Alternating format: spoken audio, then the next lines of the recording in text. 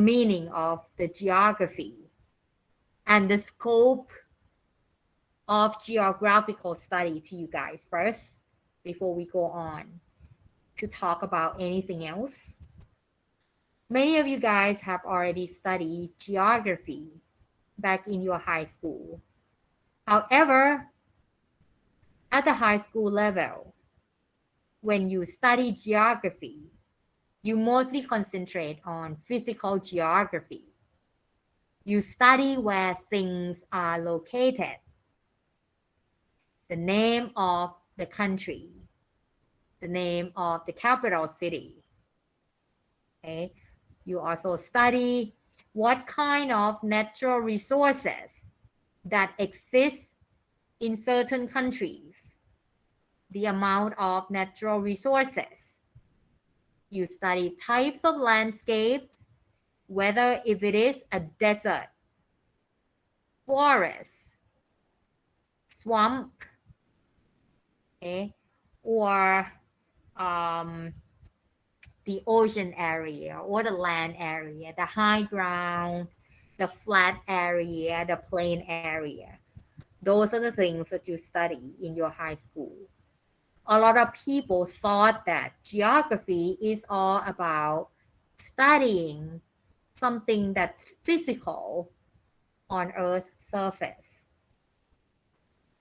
I would like to emphasize that geography is more complex, okay, than you ever thought. It is more than the study of physical things on Earth's surface. All right, it's more complex than that. The study of the geography is very old. It is as old as humankind. All right. When we first started the geographical study, we did not have any equipment, any methodology to study the geography. We randomly, hang on, we randomly use our own judgment, use our own experiences, use random tools to study the geography. So the information that we gather in early periods were not so accurate, were not so reliable. Okay? But by roughly around 15 to 16 centuries, we apply more scientific methodologies. We develop all kinds of tools to help us study the geography, allow us to have more logical answers to things that we wanted to know, allow us to have more reliable information. I'll get to that in later slide. I just wanted to let you know that when we first start the study of the geography, it was so random. Information that we received were not so accurate, okay? Were not so accurate, were not so reliable. Okay? And the study of geography is very old. Now, guys, there are a few factors that push for us to study the geography. Mainly, we study the geography because we want to be safe. We want to understand. We wanted to understand how things are function or how things are working around us. We thought that if we have a better understanding of what's going on around us, maybe we can cope with it. We can manage it. Maybe we could be safe from it. Think of it this way, guys. During the hunting and gathering period, when we did not have settled community, when people were wandering around the world, during that time, like I said, we had lack knowledge of things, did not know what caused things to happen, did not know what's available to us, what can we use to survive, where can we be to be safe, where can we settle our community. We had lack knowledge. We were so confused. We were so, let's say, we were living in doubt in early period. Okay, now the natural phenomena that happen make us fear for our life. For example, earthquake, solar eclipse, when the sun and the moon collide together in the same line. Okay, solar eclipse, earthquake, volcanic eruption, the wildfire, okay, the fire in the forest, the flood, the tidal, the water that go up and down in the ocean or in the river, the seasons, okay, winter season, rainy season, summer season. We had no idea what caused all these natural phenomena to happen. All we knew was that whenever these kind of things happen, they affect our way of life. They affect our own security. Whenever there's a flood, it watch out our community. It watch out our properties. Sometimes it takes our lives. A lot of people drown during the flood. Earthquake as well. It destroy our property, destroy our lives. We wanted to know what caused those things to happen, so we can prevent these things to happen to us and destroy us. We want to find, like I said, we want to find what caused it. We want to stop it.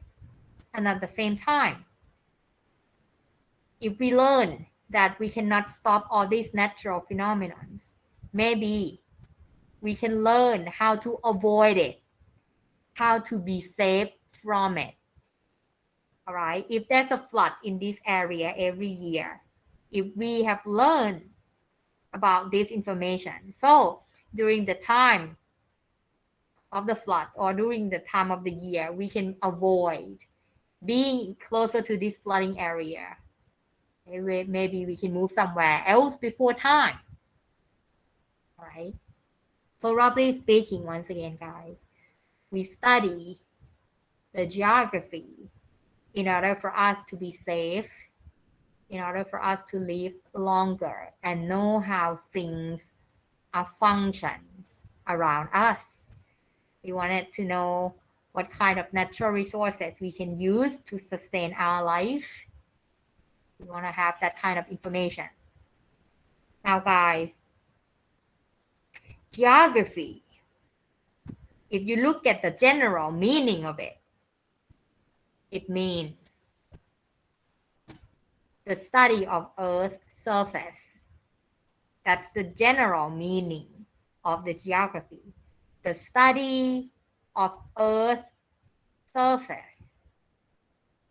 Now, when we say that the geography is the study on Earth, the study about Earth's surface, we have to look into depth about this meaning. It will make us realize that, hey, the study of Earth's surface and what's on Earth's surface, what exists on Earth's surface.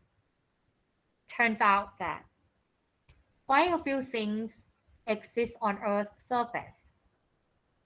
The first thing is the physical environment, the mountains, the rivers, the oceans, animals, plants, flowers, variety types of landscapes. These are things that exist on Earth's surface. Apart from the physical thing that exists on Earth's surface, we also have human activities that also exist on Earth's surface. Humans created a lot of things to their society. For example, humans created cultures. We created cultures. We practice the cultures that we created. We believe in the culture that we created. Okay, this man-made instrument is also part of geographical study. It is human activity. So guys, once again, when we study the geography, it is not all about something that's so physical. It also concerned with human activities as well. Culture is part of human activity. So after we finish the midterm, we are going to come across the cultural studies. We will look into the component of culture, the structure of culture, how culture works to shape human society, how we created the culture. Okay, so culture is not a separate study field. It is included within the geographical study. Now, human ใกล้ไปละ humans also created variety types of political systems. And these political systems are part of human activities. They are included in human activities. We created these political systems to govern us, to provide us with peace, security, and prosperity. We are social animals.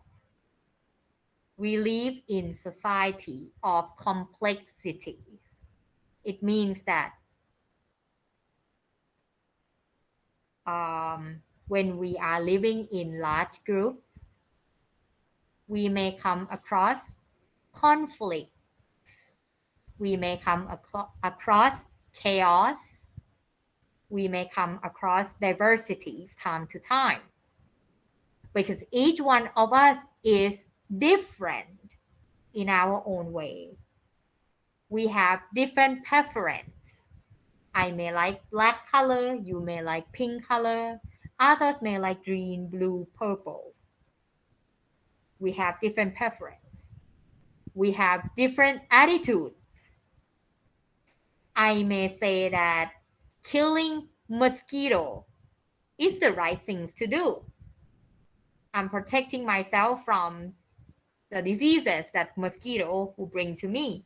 And I feel like when I kill mosquito, I help out the others as well, because when the mosquito die, it will not suck the blood out from the others. I'm a savior. I help out the others as well. That's how I look at it. But according to some of the religious people, especially the strong Buddhist person, the strong Buddhist person may say, oh no, this is not acceptable. You are committing a sin. You are a bad person. You take lives from animals. You take lives from living things. You see now that we all have different attitudes. We define the meaning of right and wrong differently, good and bad differently. All right. Some people like revolutionary. They like to overthrow the old system and reestablish a new system. But some people said, well, let's use peace and harmony to make change. So, guys, we are living in a complex world, complex society. We need rules. We need regulations. We need some level of control to settle things in our society. All right? We need to come up with rules that everyone abide, rules that can control everyone from chaos. Okay, we need to create some sort of punishment to reduce some of the hassle that people may create in the society. So we created variety types of political system to protect ourselves from our badness. Okay, once again, we we come up with political system to protect ourselves from our dark side, and at the same time, we use this political system to grant and to provide what we need to achieve in life. For example, democracy. Okay, the one of the main principle of the democracy is liberty, freedom, equalities. These are examples of uh, the principle of the democracy. If everyone abide by the idea of equality, respecting of rights,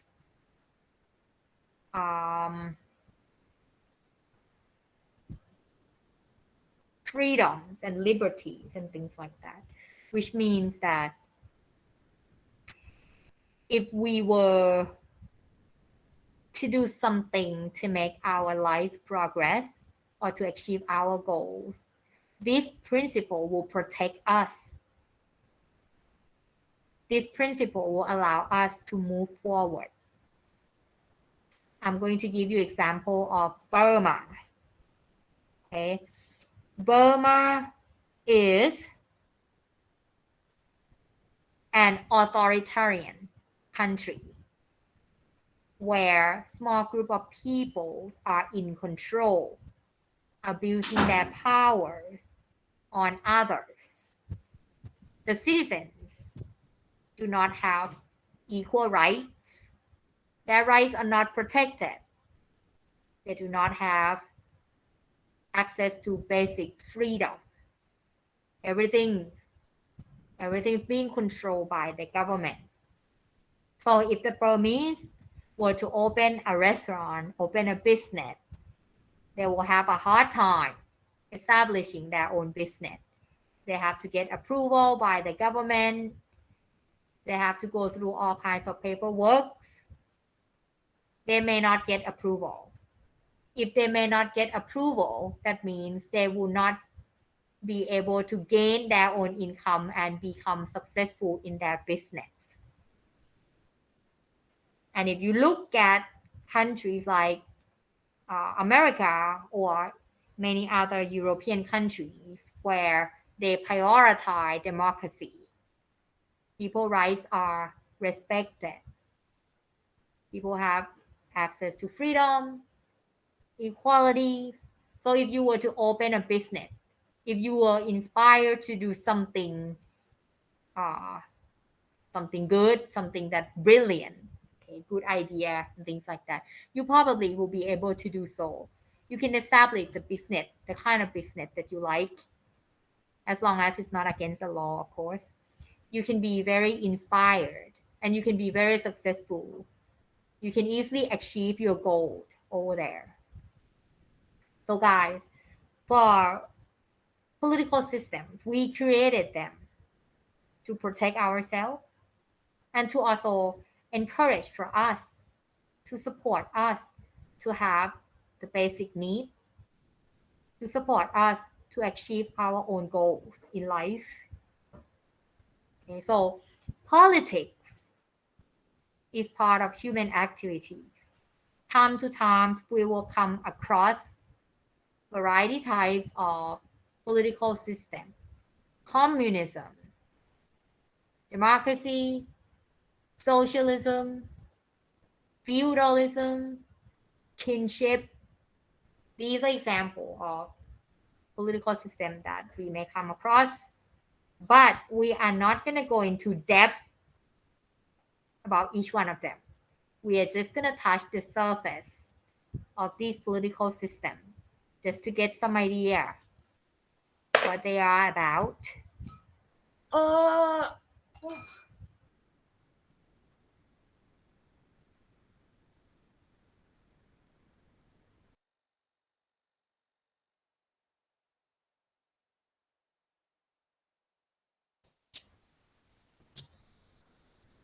Use alcohol โอเคค่ะ next type of human activity is economic activities. Economic activities. There are three major types of economic activities that human created to help them earn their own livings, okay, to help them sustain themselves. The first type of economic activity, you don't need to worry about this economic activity just yet, okay? I'm going to go into detail in lecture 4. Okay, we are going to go into detail. I'm just letting you know that in general, there are three types of economic activities. The first one is called primary.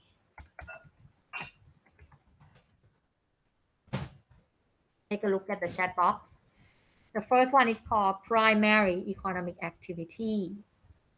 This type of economic activity is when humans directly use the resources, directly use the natural resources for their own benefits. Directly use the natural resources for their own benefits.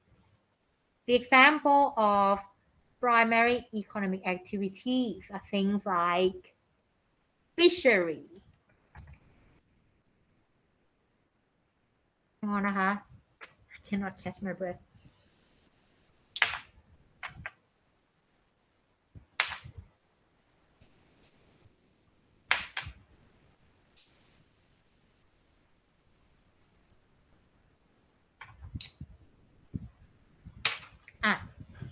With the fishery, people sail the boat into the ocean, into the river or the lakes, gather sea lives, the shrimp, the fish, lobsters, shells, and things like that. And they sell for their own profit. That's direct use, direct consumption from the nature. Another example is forestry. Forestry. This is when people cut down trees from the forest and sell those trees for profit. Direct use, direct gain from nature. Another example, planting or agriculture. Planting. We plant the seed in the soil. We plow the soil. We make holes. We put the seed in. We water the plants. And we collect whatever the plants produce, the fruits, the vegetable that the plants produce. And we sell those fruits, those vegetables for profit. That's direct consumption. We directly associate with the nature. We collect the nature and we turn them into profit. That's primary economic activities. Now the last example is mining. You extract the minerals that deposit underground. For example, diamond, tin, iron ore,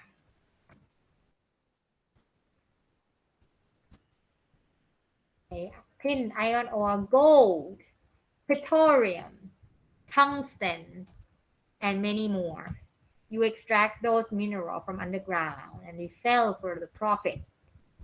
Okay. The second type of economic activity is called secondary economic activities or industrial activity.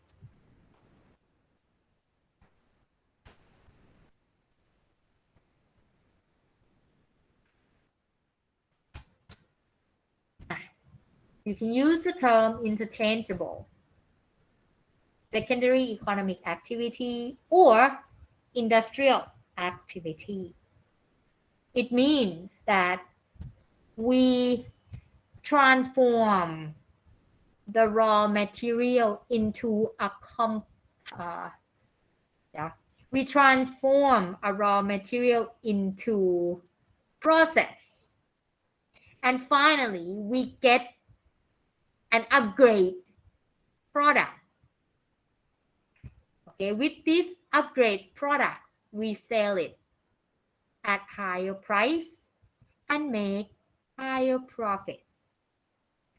For example, if you were to sell just one pineapple to the customer, just one whole pineapple to the customer, you probably get about 10 baht for one pineapple. You won't make much profit from selling this pineapple. Okay, this pineapple itself is considered as raw material. You sell it at 10 baht. You probably get about 2 or 3 baht profit. But if you use these raw materials, put it in the process, upgrade it, you can sell it at a higher price.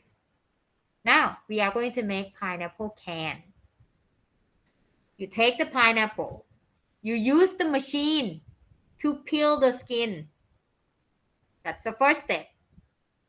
That's the process, the first process. The second process, after the skin is peeled, you chop it up. The third step, you clean it, you wash it.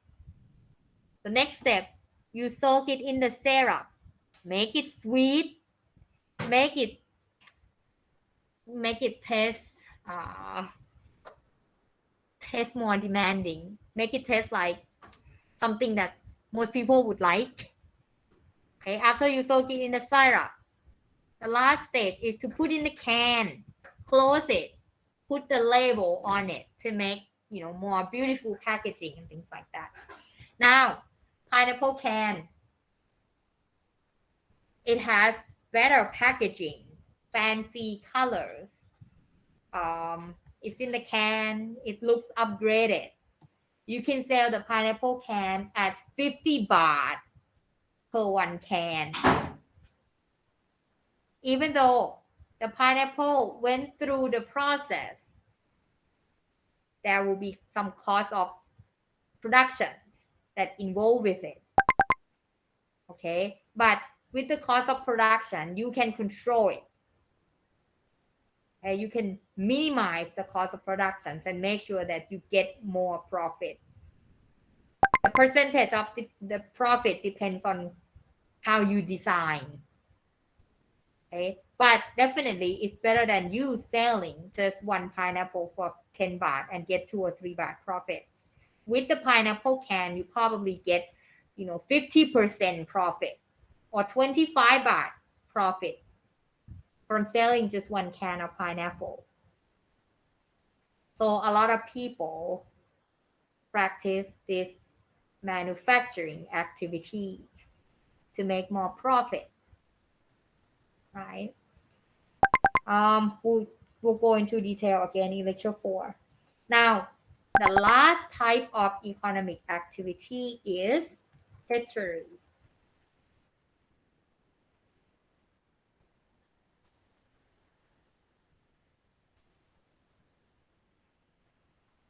I'm lost.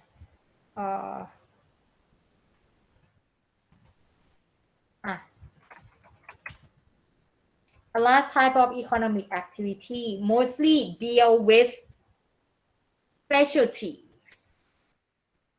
a person's specialty, dealing with skills, special skills that a person have, dealing with advertisement technique, marketing technique. Okay. Let's say if you are very good at mathematics, you can earn your living by selling your math skill. You could become accountant, or you could work in the finance office and earn your living by using your math or mathematics skills. And also, if you have brilliant idea that you can use to sell your products, that means you're using your skill, your marketing skill to sell your products for living. For example, what's popular right now is influencer, influencer, influencer, influencer, influencer. Um, if you want to make livings and make some money, sometimes you have to pave your way to become social influencer first. All right, make yourself become well known, creating content, creating content for people to follow you, for people to believe in you, for people to admire you. After you achieve that stage where people follow you, listen to you, accept you for who you are, that is going to be the time that you can make big sale to people. All right, you have seen it all the time on the social media. When someone became very famous, whatever they say, a lot of people are going to follow. Like, for example, if somewhat people follow my content, they like what I have to say, what I have to introduce to them, and one of these days some of the product brand come to me and say, hey, can you hold this product and post your photo in social media, or can you give a review over this product? If you make a review or if you post a photo of this product, the company will give me money. That is when I make money. That's the marketing skill that I have, okay? And I earn the money from that marketing skill. Right? So tertiary economic activity means like you use your personal skills, your specialties to make your livings, right? So these economic activities are man-made activities. These are human activities that we created. So these will be included in the study of the geography as well, because it exists on Earth's surface. All right. History is also part of geography. History allows us to understand what happened in the past, allow us to learn not to repeat the same mistake that we have done in the past, and allow us to plan for the future. We can plan for the future better after we learn from the mistake that we made. So time to time, when we study geography, we have to look back into what happened in the past in order to come up with better geographical analysis of the situation that's happening now.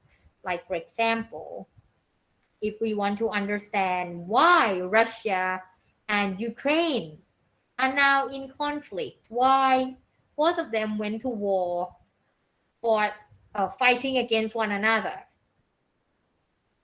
we cannot just look at the situation that's happening right now.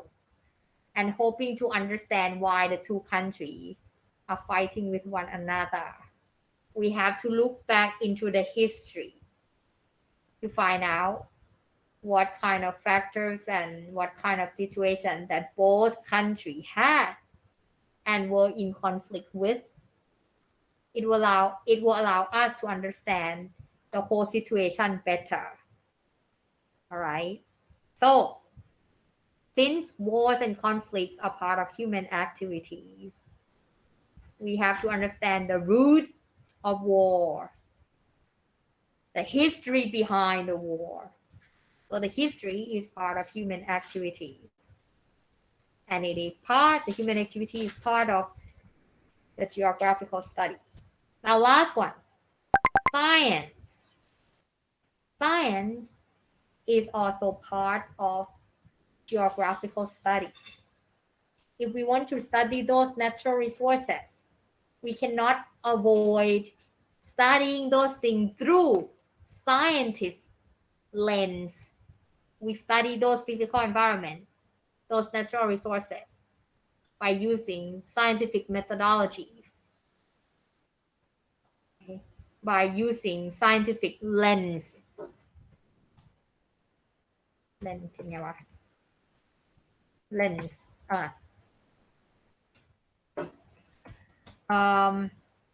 so in general, the geography is a big study field that has other studies under it. Geography is a big umbrella, a big study field, and has many other things under it: politics, economics, culture, science, history. Everything's under the geography.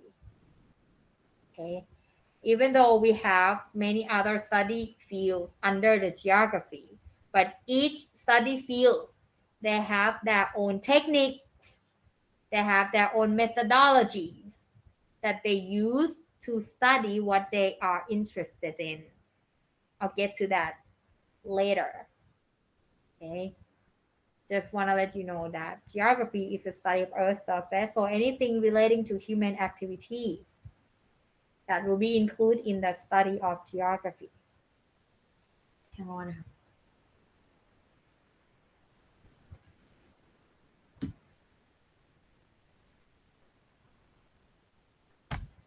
Hey, if you are okay so far, press 1 ค่ะ. If you have question, please press 2 for me ค่ะ. I'm about to move on and please give me feedback นะคะ. If you have problem hearing me or if I'm too fast, too slow, please let me know. Okay.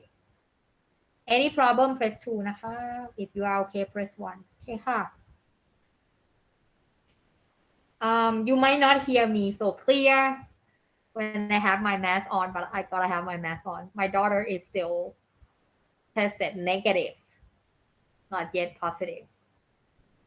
So I gotta be careful for her. But I doubt it that she can get out of this. We always together. One of these days, she will have it. So, okay, thank you for the feedback.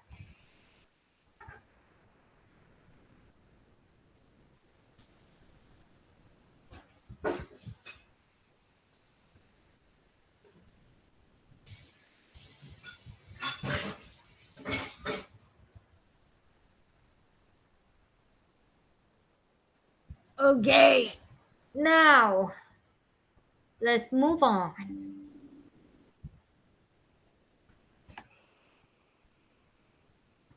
Two major questions over here. Why do we study geography and what is human nature? I kind of mentioned earlier that we develop geographical studies because we want to survive. We want to be safe. We want to be able to manage things around us. All right, so roughly speaking, human nature and human desires are the two major factors that push for humans to develop geographical study. Human nature and the desire to be safe, desire to be okay, desire to live longer, desire to manage things around them, plus the human nature combined together make us want to study more of things around us. So we develop geographical study. Now, I mentioned the word human nature. Now, I'm going to explore and expand the meaning of it to you guys, right? Take note carefully. Human nature is something that we all share as being part of human. It is something that we all share, regardless of our race, genders, ethnicity, nationalities, or cultural beliefs, whatever. We all are human and we share this human nature. Doesn't matter where you were born, what country you belong to, gender, sex, age, we all share this human nature with one another. All right? We were born with it. These things are unavoidable. Unavoidable. We were born with it. Cannot deny it.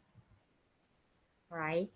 Example of human natures are things like fear, greed, desire, what else do I have? Fear, greed, desire, curiosity, and emotional. Okay, guys, we were born with fear. We afraid of something. Everyone afraid of something.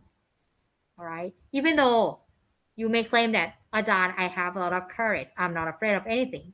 There must be one thing. If you ask deep inside of your heart, you might be afraid of something. Afraid of losing someone that you love. Afraid of dangerous animals like snakes, tigers, and things like that. Sometimes you fear of dying. You're afraid of death. You do not want to die.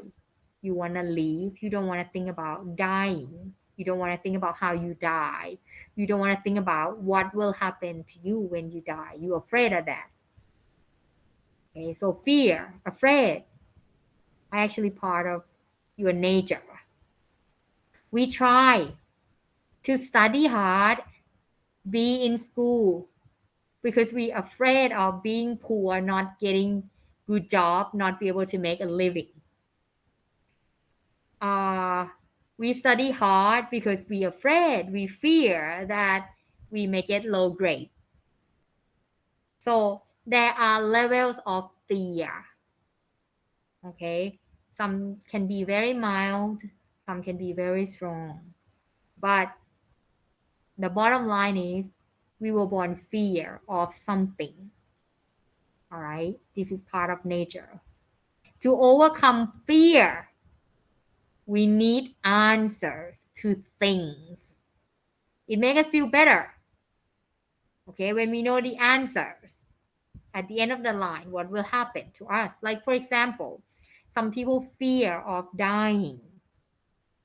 Some people afraid that, hey, what will happen to us after we die? We wanted the answer. Now, religious beliefs offer us the answer.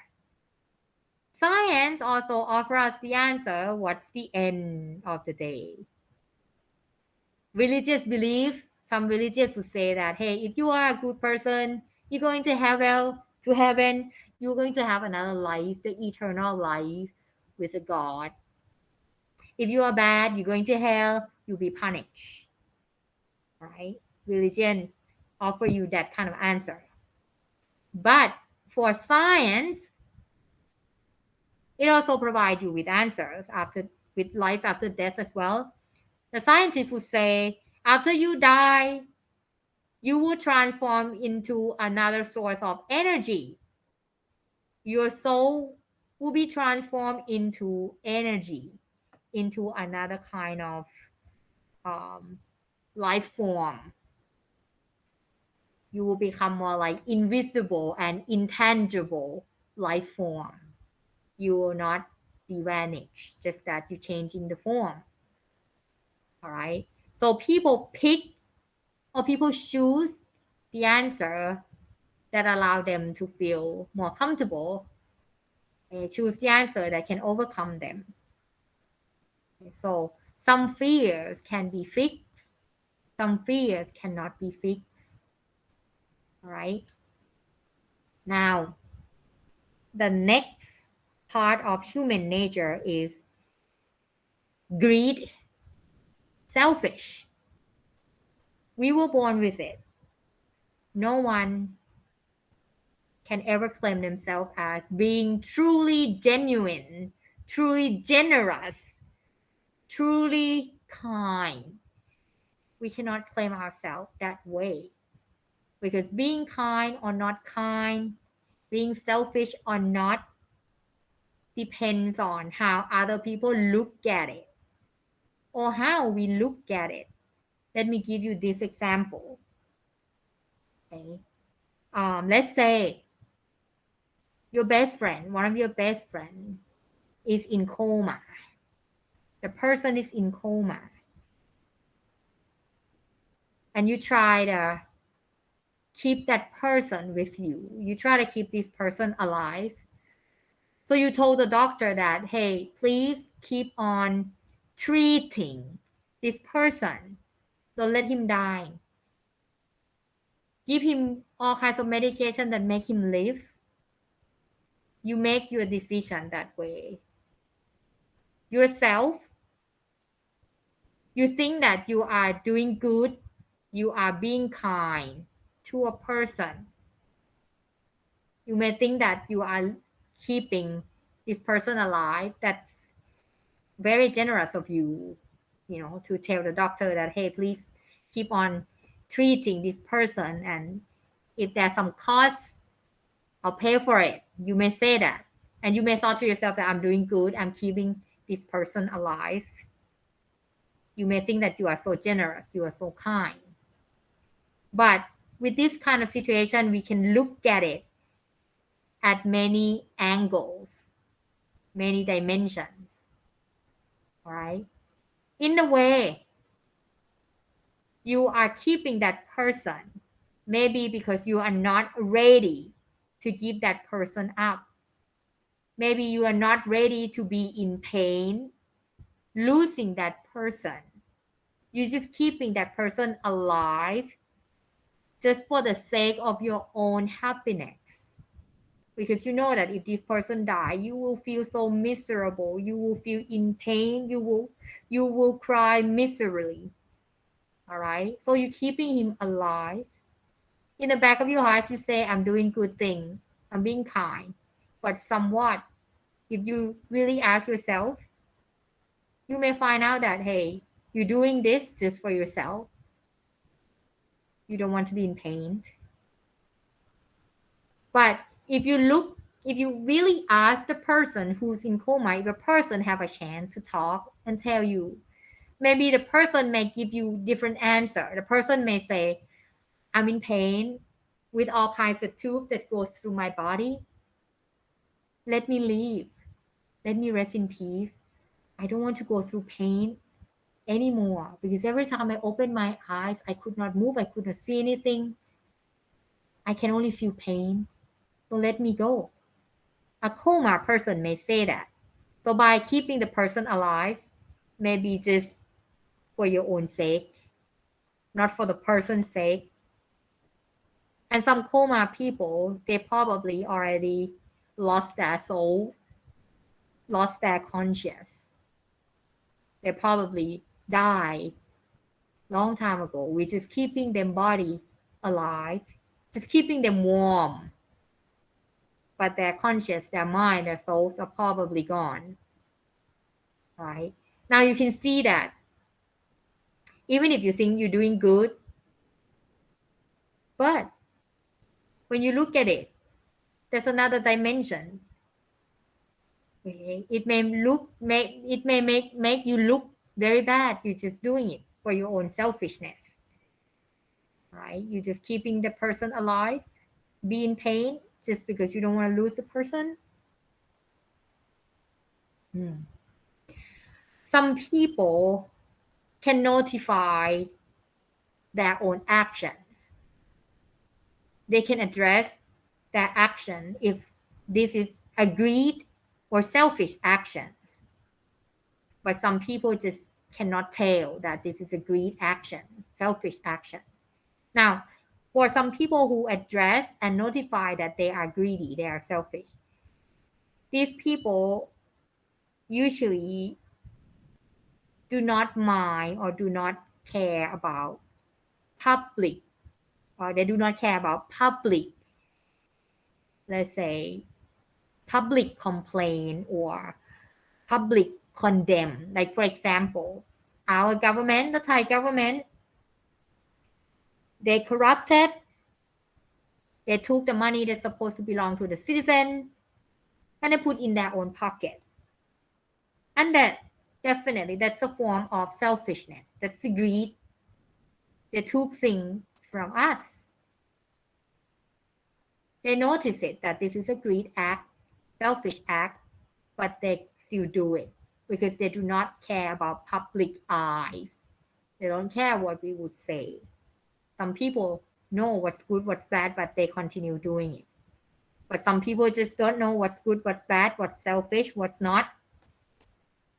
Okay, that's why I said greed, selfish are part of our nature, whether we notice it or not, but it's there. The next one, desire. We all have desire. We all have demand of some kind. Sometimes big desire, sometimes small desire. There's no one on earth that claim they have no desire. Okay? Like I said, there are level of desire, much or small. Depends on the situation. Even Buddha, if you are very religious, you may say that Buddha have no desire, he has no attachment, he's free. If you look at it, Buddha represents a lot of human nature. He was fear of karma. He was fear of stress. He wanted to put an end to sorrow. He wanted to put an end to all the troubles. He just wanted to have a peace in his mind by reaching the enlightenment. Now, guys, that's the desire. He desired to get rid of all the troubles, all the boundaries in human world. He wanted to get rid of all the boundaries. He wanted to get rid of all the bonds as well, all the bonds that the human world have. All right. He also representing selfishness as well, in a way. He already had a family, a wife, and a son. And all of a sudden, he had a desire to reach the enlightenment. And he gave an excuse that he wanted to reach the enlightenment and he wanted to use that teaching to help the world.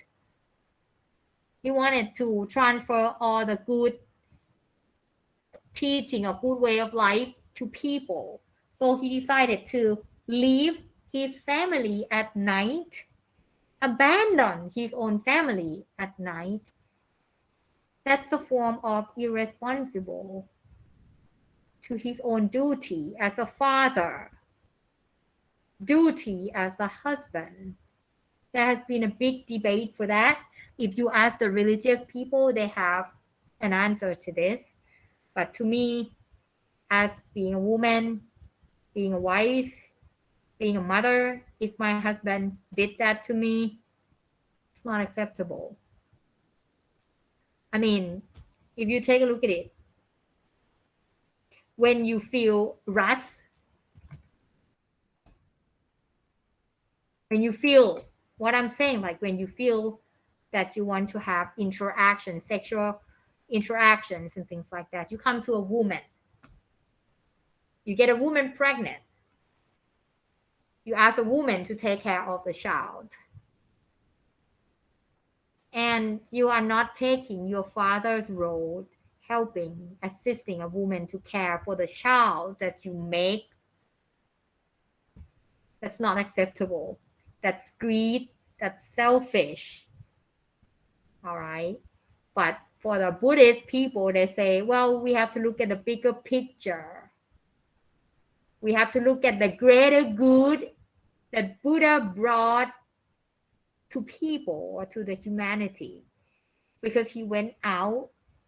That's why he reached enlightenment. That's why he have a lot of good teaching to teach us how to live life peacefully and things like that. Look for the greater good.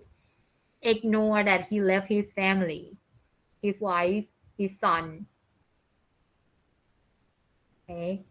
And like I said, even though Buddha said he has no attachment, but he still have a desire right there to reach the enlightenment. That's a form of desire, and that is a part of human nature.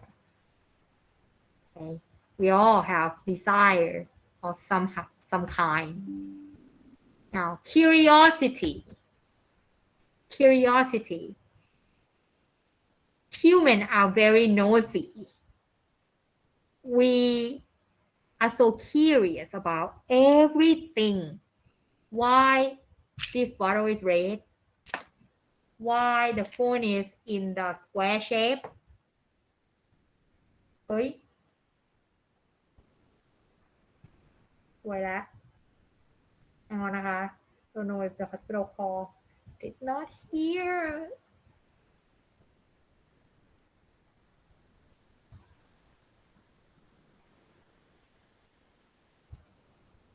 สักครู่นะคะ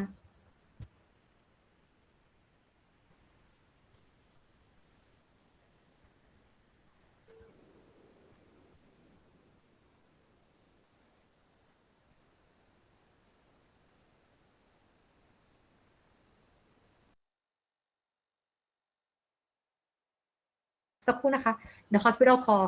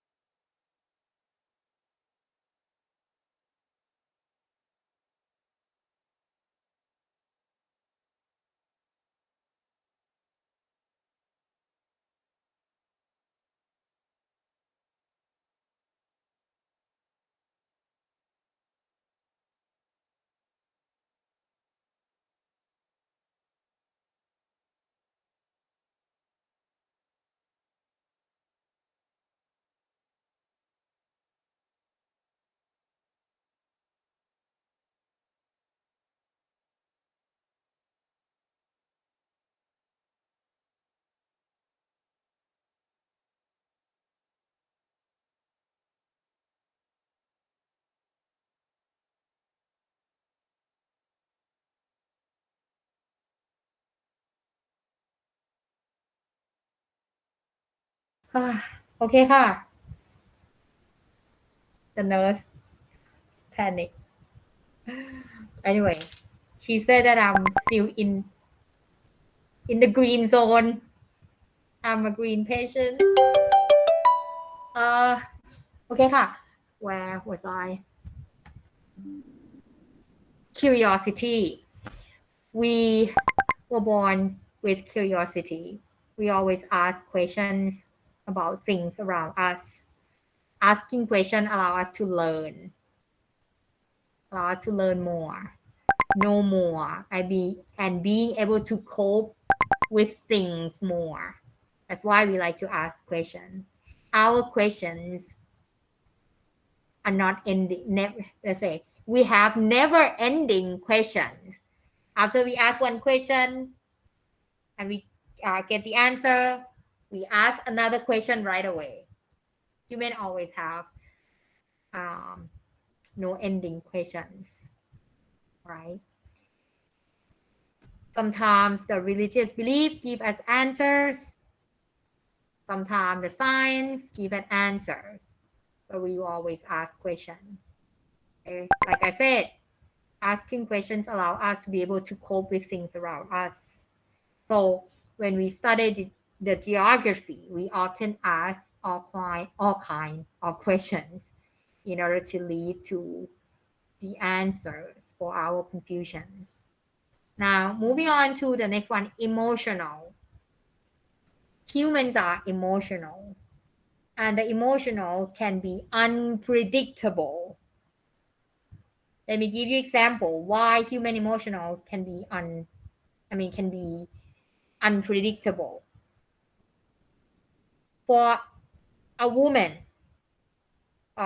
when she has menstruation or when she has period if you say something that disturb her feelings she may cry she may get very angry all right if you say to her if you comment let's say if you comment her while she's having menstruation like if you say what happened to your face why your face looks so round why you have a lot of pimples she can get very angry about the way you comment her with her pimples with her face she may think that you are saying that she's fat she's ugly when she has pimples but the same questions the same comments when you ask her another time of the month when she's no longer have period when you ask her hey your face is round getting round she may be like oh really maybe I ate too much or pimples okay thank you for letting me know I'm gonna try to get rid of it the reaction would be different she may have different kind of emotion so human emotion are unpredictable and with this unpredictable emotion human wanted to learn how to cope with variety types of emotion that we have okay and we wanted like I said we want to be able to control it to cope it understand it what caused certain emotion to happen right so all these human nature that I just mentioned the fear greed desire curiosity emotional these human nature combined with the desire push for the study of the geography to be established and developed right guys I would like to end our session at this moment and I will continue next class นะคะพยาบาลโทรมาอีกแล้ว I will see you next class นะคะ if you want to discuss with me hang on เลยค่ะ if you are okay you can leave นะคะ but let me call the nurse again